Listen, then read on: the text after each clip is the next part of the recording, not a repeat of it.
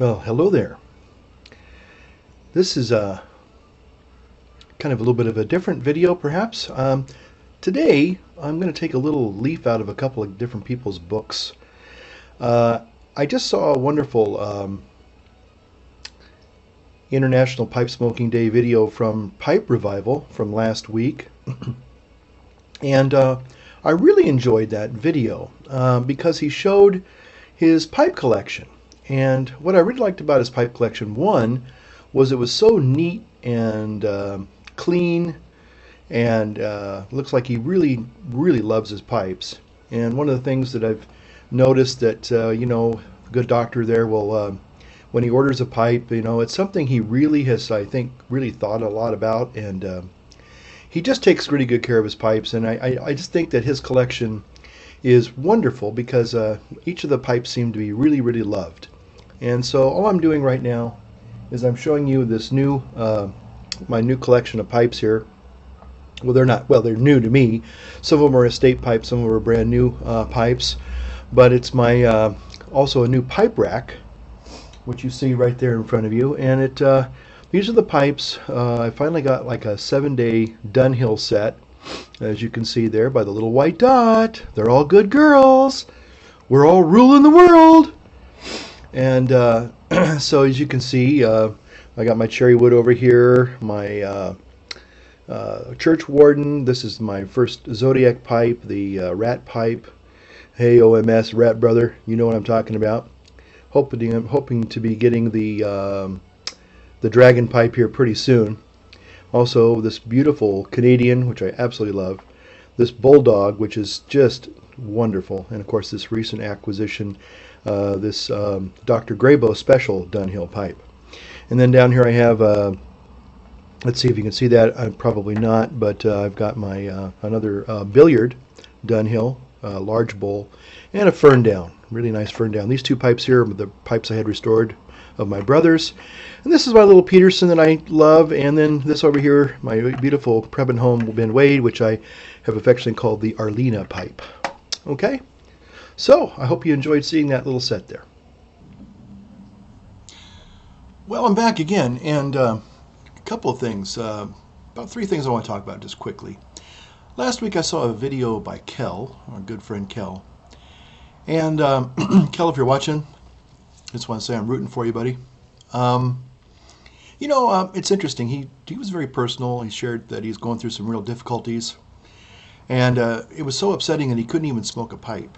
Now that's got to be you got to be going through some pretty stressful times when you can't even enjoy a pipe. And I've been there. And in fact, I'm kind of going through some things that I'm not going to talk about here. But the thing is that I can really identify and really relate. So Kels, again, I sure hope things get better for you. And hopefully we'll be seeing you soon, enjoying one of your great cigars or one of your pipes.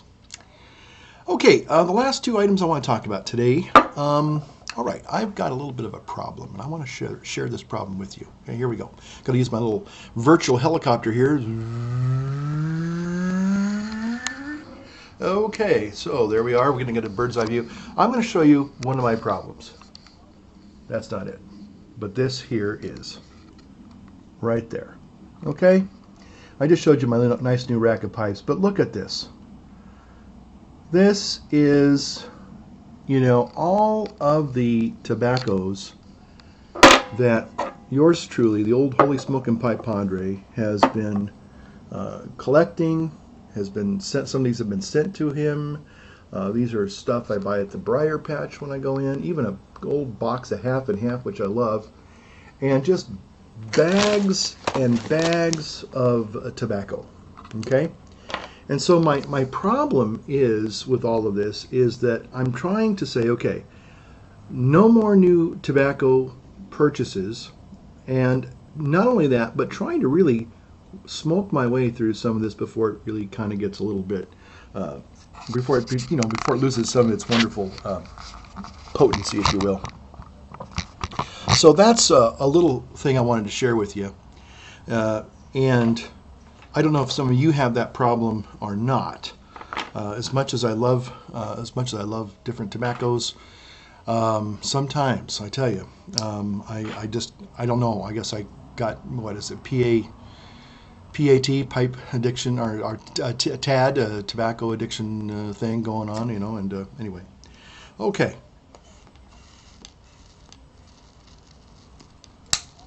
Well, let me share one other thing.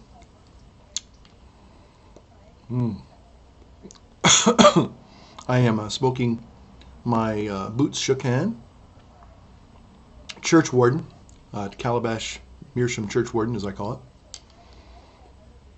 And I notice I got this little thing on my cheek there. I don't know where that came from. Okay, one of those tobaccos you just saw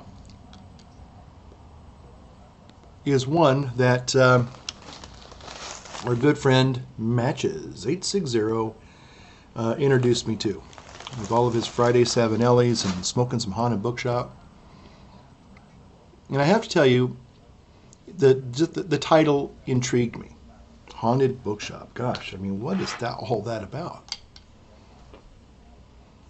Now, I will tell you that there are some tobaccos, as you know, I think they're absolutely, and let's employ the D word together, class, delicious. Whether it's Blue Mountain, Sillam's Black, Black Mallory. The new Balkan Sobrani is good. I would give it a D rating, maybe a D minus, but it's good. One of my other favorite tobaccos that I do enjoy is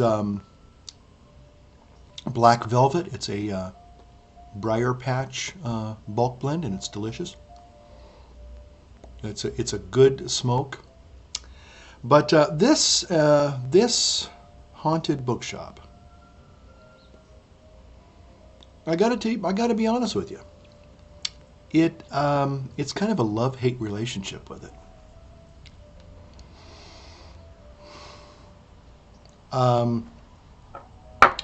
If I smoke it in a basic Brier, it burns.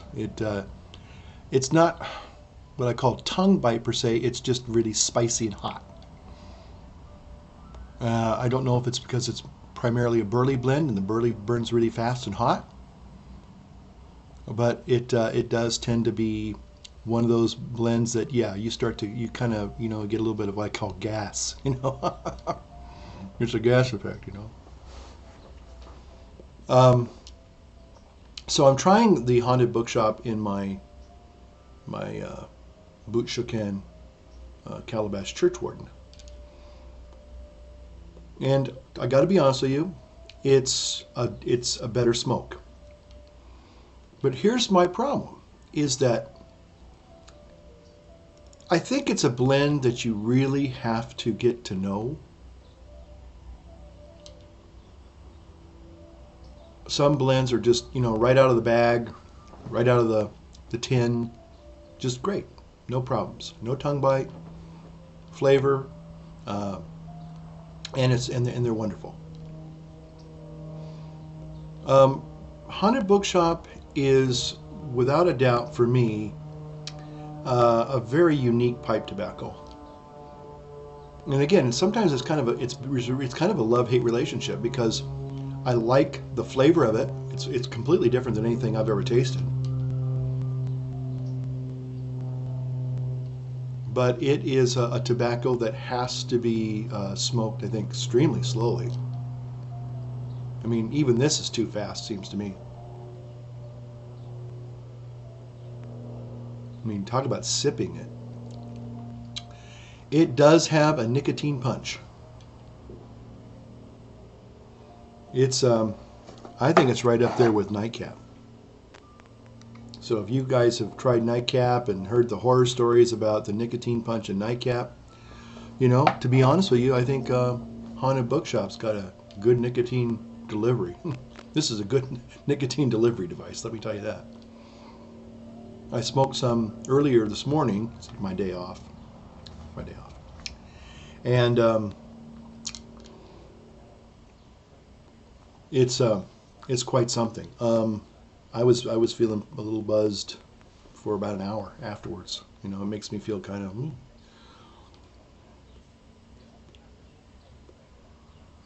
And so I've tried smoking it in several Briers, and after watching, again, Jason Dagner's wonderful. If you're new to this hobby, you owe yourself to go watch that video, because he just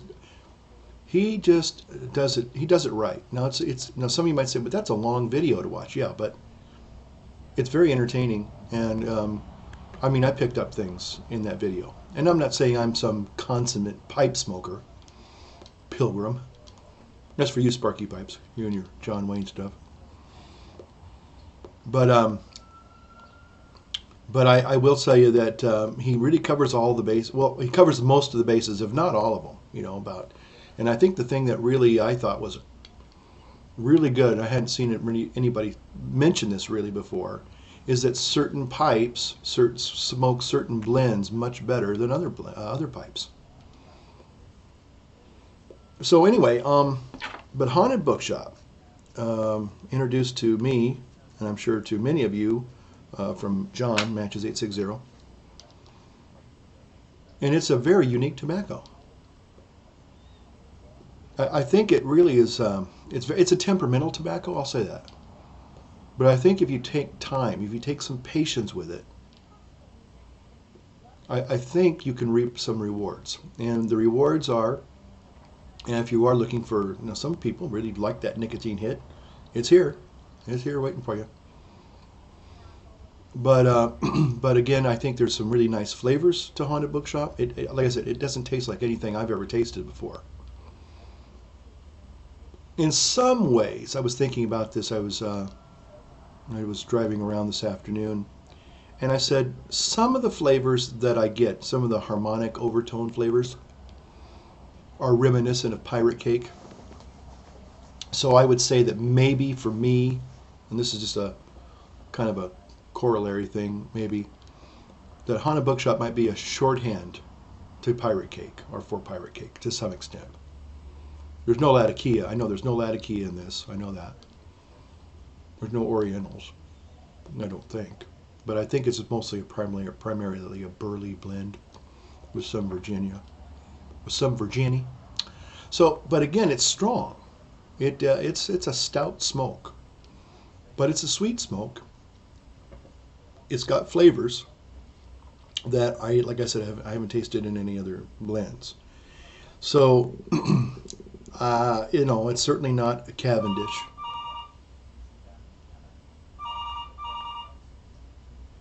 And I'll let that ring through.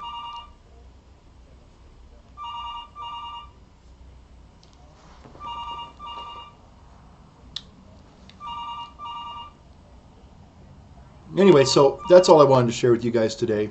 And maybe you have a tobacco that is kind of a mystery blend. And maybe that's why they named it Haunted Bookshop, because the first time I tried it, I didn't like hate it. John, don't hate me for saying this. I didn't hate it. But I was kind of like going, boy, that's pretty harsh. You know, it felt really hot and burning. You know, a little bit of tongue bite. Nicotine hit, you know, like it kind of like punched me. But there was something that kept me going back. Like I said, this is my second bowl today. I don't know what it is. So there is something kind of